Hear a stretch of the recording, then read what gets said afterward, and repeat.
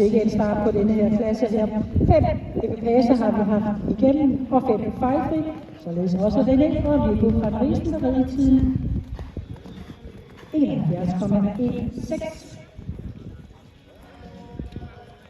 Og vi skal nu videre til start nummer 6. Det er Katrine Witt Hansen, der kommer med Joris. Og Joris, det er en valg fra 2014 efter Grand Pilot med Wish Some More fra Auletta P. van Esvik.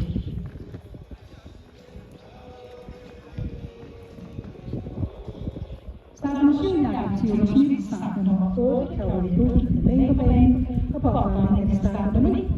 Mathilde Skyt, der holder klar, og efter Mathilde skal vi have en kort pause på 10 minutter, således at de rytter, der har flere heste med i klassen her, har mulighed for at varme deres hest nummer 2 ordentligt